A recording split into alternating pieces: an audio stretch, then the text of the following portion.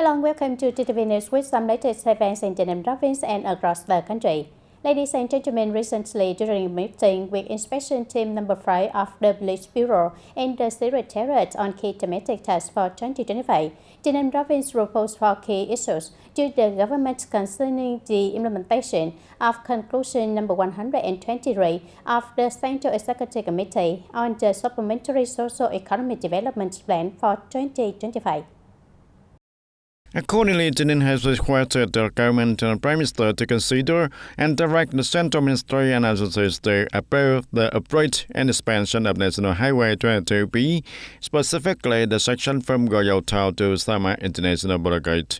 The same to reduce the traffic pressure, improve the road's transportation capacity, and enhance connectivity between the Ho Chi Minh City, Mobile Expressway, TayNinhTV City, and Sama International Border Gate, and thereby boosting the economic and the social development of both the province and the entire region. Additionally, to accelerate the phase number 2 of the irrigation project for the western area of the Vam Godong River, TayNinhTV has also requested the central authorities to allocate and support the funding, ensuring sufficient resources for the province to implement on project packages. The goal is to complete the project quickly, put into operation, and maximize investment efficiency. Regarding the upgrade of the 82 Hill Murder Cemetery, TayNinhTV has urged the relevant authorities to promptly allocate the funding from the central budget so that the province can proceed with the project's implementation. Furthermore, TayNinhTV has proposed that the government direct ministry and agencies to provide guidance on handling and reorganizing public office buildings and land assets in accordance with Decree number 3 of 2025, and this regulation governs the restructuring and management of public property, including the land and buildings, to facilitate their effective utilization and support local socio-economic development. The proposal from TayNinhTV province have been acknowledged by the Inspection Team Number 5 and forwarded to the government, relevant ministries and agencies for the review, and the province expects to receive the responses in the near future. On the afternoon of March 7, the Management Board of TayNinhTV Economic Zone held a ceremony to grant an investment registration certificate to a new investor in Phước Đông Industrial Park located in Goyo District. The investor is Global Handtex Company Limited, which will develop the Global Handtex highway knitted fabric and synchronized accessory manufacturing plant, and the total investment capital for the project is 3.66 trillion Vietnam dong, approximately to $150 million, with a factory area covering more than 50 hectares. Once operational, the factory will specialize in manufacturing high-grade knitted fabrics, braids, cords, webbing, collars, cuffs, garment accessories, and many other products with an annual product scale of tens of thousands of tons. Mr. Tu Văn Hùng, head of the Economic Joint Management Board, welcomed the investor decision to invest in Phước Đông Industrial Park. He also pledged to agree on favorable conditions for the investor to implement the project and express his hope that the company will thrive. For his part, Mr. Ma Chen Rong, chairman of the board of directors of Global Handtex, committed to employing the local workers, creating more jobs for the community, and complying with legal regulation while implementing the environmental protection measures. The company executives also stated that Global Handtex aims to become a leading corporation in the textile and garment industry, both regional and globally. The factory in Phước Đông Industrial Park is said to be the largest facility in its system.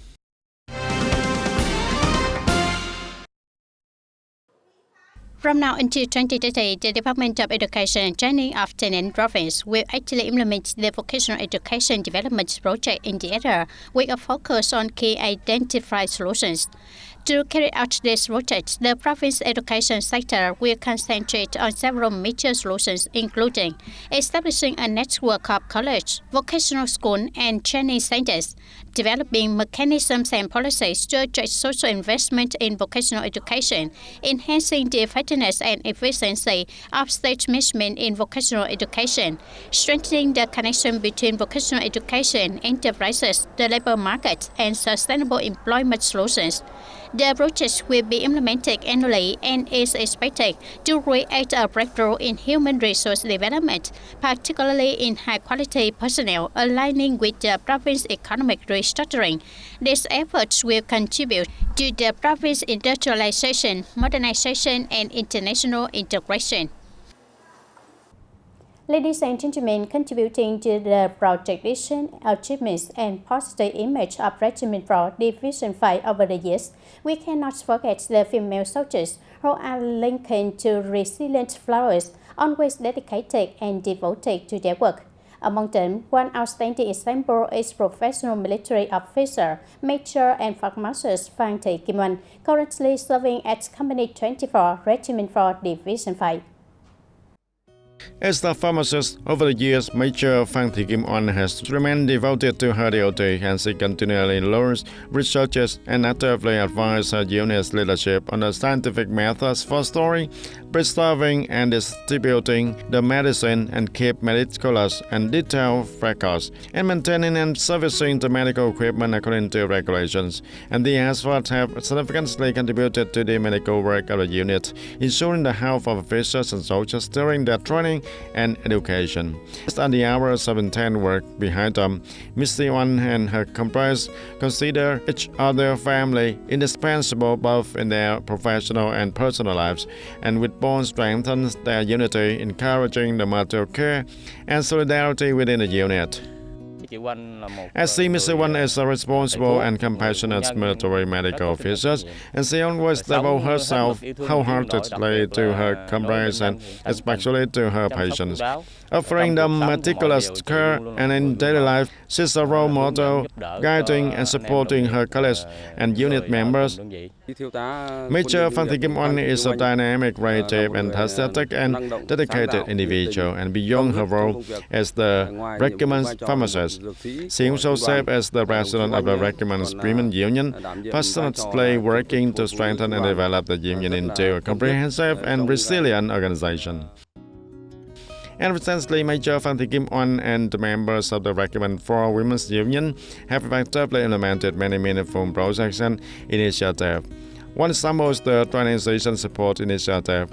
Over time, this program has become a cultural hallmark, demonstrating the care and affection of the Women's Union and its officers and for the unit soldiers. And as a pioneer, Miss Oanh takes the great responsibility to overcome the challenges, actively study, train, support training efforts, and ensure the logistical readiness. She helps improve living conditions and contribute to enhancing the overall quality and combat strength of the unit. Each individual must try to overcome the limitations, self-study and self-improve. To live up to the saying, a good doctor must be like a kind mother. And in our unit, we dedicate ourselves to taking care of our officers and soldiers, ensuring both their physical and mental well-being, from their meals to their rest, and we try to maintain the health standards necessary for our soldiers to fulfill their duties. And many female pharmacists like Major Phan Thị Kim Oanh are one, contributing to building a strong military by ensuring the comprehensive healthcare with responsibility, dedication, and the inspiring image of professional female soldier Phan Thị Kim Oanh serves as a motivation for younger generations, encouraging more female soldiers to dedicate themselves to their units and their homeland and their country also. Turn to domestic news. Recently, at the United Nations headquarters in Geneva, Switzerland, a Vietnamese interagency delegation led by Deputy Minister of the Ministry of Home Affairs Nguyễn Văn Hồi participated in the defense session of Vietnam's report on the United Nations Convention on the Rights of Persons with Disabilities. In his opening speech, Deputy Minister Nguyễn Văn Hồi stated that the Communist Party and the state of Vietnam are very concerned about the work regarding persons with disabilities, as well as actively participating and contributing to the human rights culture and other forums related to human rights. He expressed the hope that the United Nations Committee and international organizations, as well as UN member countries, could continue to support the Vietnamese government in the process of implementing the convention and assist with resources and technical support in addressing challenges.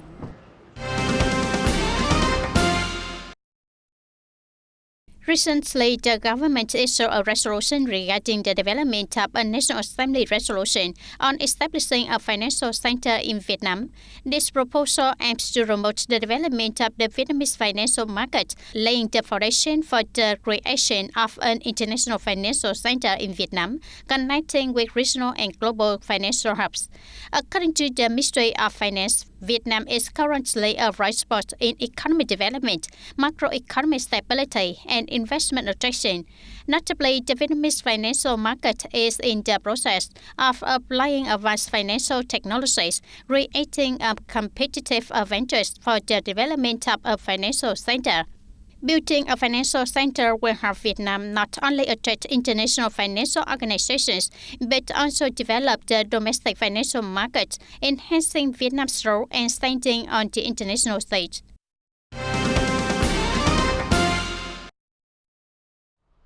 The Prime Minister Phạm Minh Chính has just signed Decision number 523 to establish 7 task forces aimed at removing the limitation, accelerating the disbursement of public investment capital in ministry, central agencies and localities.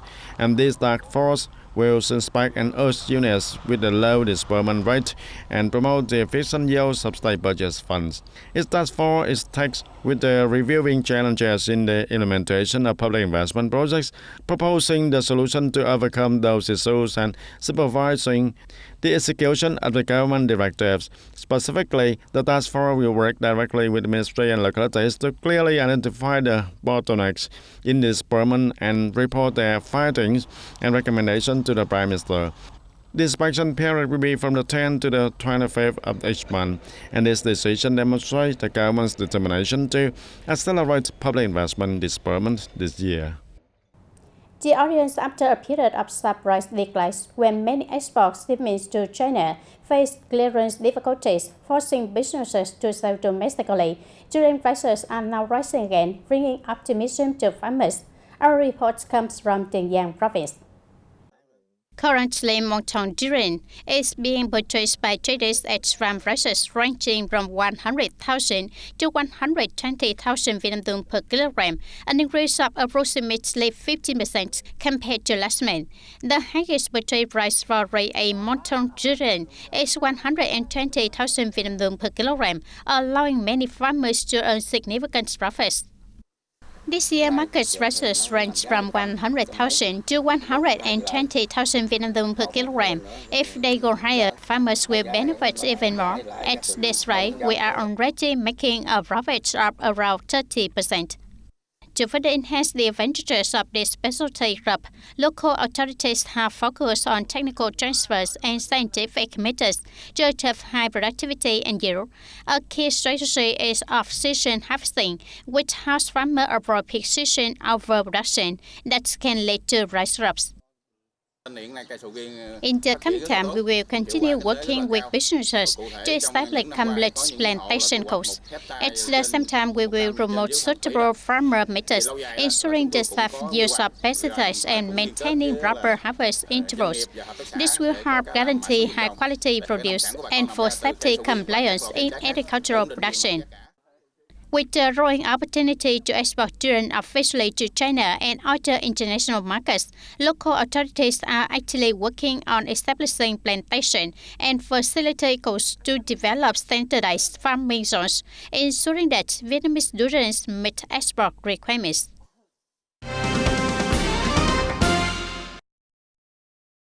The Vietnam Chamber of Commerce and Industry, or VCCI, along with the Vietnam Tax Consultancy Association, or VTCA, has recently submitted a proposal to the National Assembly to delay the increase in the excise tax from 2026 to 2028 to avoid negative impacts on the market and businesses. The government is amending the excise tax law, expanding the tax base to include items such as tobacco, beer, alcohol, soft drink, and automobiles.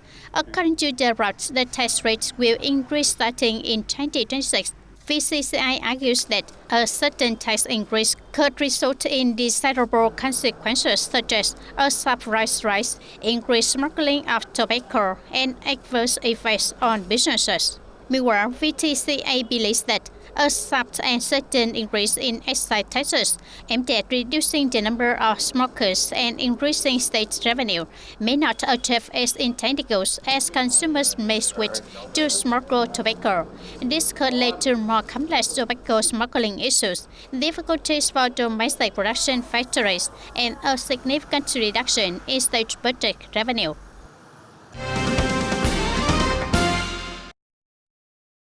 And on the evening of March 6th at Hongvung Square of Bạc City, the Ministry of Agriculture and Environment, in collaboration with the People's Committee of Bạc Province, organized the opening ceremony at the Vietnam Song Industry Festival Bạc 2025 with a theme, The Century Long Journey of Song Making, a Lifetime. And the main slogan, Elevating the Value of Vietnamese Salt, Deputy Prime Minister Trần Hồng Hà attended the event. In his speech at the opening ceremony, the Deputy Prime Minister Trần Hồng Hà praised the Ministry of Environment and the People's Committee of Bạc Province for initiating the Vietnam Song Industry Festival Bạc 2025, and he emphasized that the song is not only an essential product in daily life, but also a cultural heritage with a significant role in the economy and many other fields. And currently, there are 21 provinces and cities in Vietnam producing salt, covering an area of about 11,400 hectares, with an average output of 1 million tons per year, and some localities have established the brands and geographical indications for the song products, which are exported to various countries. On behalf of the government, the Deputy Prime Minister Trần Hồng Hà urged ministry entities and especially the Ministry of Agriculture and Environment, along with the coastal provinces, particularly those with a tradition of salt production, to pay more attention to supporting the development of the salt production industry, as well as related products which are closely connected to salt, and this will contribute to the development of the maritime economic space and meet the salt demand for the society and exports also. Ladies and gentlemen, as the delicate white apricot and plum blossom space, making way for tender new leaves and small roots, vast mustard flower fields across the Mộc Châu Plateau, Sơn La province burst into bloom, captivating visitors. Recognizing this trend, many local farmers have transformed their family farms into vibrant flower fields, attracting tourists for taking pictures and taking photos. The sight of endless golden and white mustard flowers swaying in the wind interests travelers visiting Mộc Châu. Lily Farm in Vân Sơn, Mộc Châu Town is a 10-hectare dairy farm cultivating grass, mustard, and sunflowers as cattle feed. When the flowers bloom, the stunning landscape draws large crowds, prompting the farm owner to dedicate land for both agricultural and tourism purposes. Our family initially invested in this area for agriculture. Seeing the open space and natural beauty, we decided to plant flowers, not only for dairy farming, but also as a scenic spot for visitors to enjoy. Visitors to Mộc Châu can immerse themselves in vast flower fields while enjoying the fresh air of one of the world's top nature destinations. The vibrant golden and pure white mustard flowers swaying in the breeze create an unforgettable experience for flower lovers. The flowers here feel white and natural, bringing a sense of freshness and relaxation. The white and yellow mustard flowers perfectly complement the spring atmosphere. With staggered planting, the flower season lasts 2 to 3 months, allowing tourists to admire the blooming landscapes at different times. These carefully tended flower fields, nurtured by local passion and hospitality, enhance Mộc Châu tourism appeal, making it an increasingly attractive and memorable destination. And the program wraps up now. Thank you for your attention and see you again in the next program.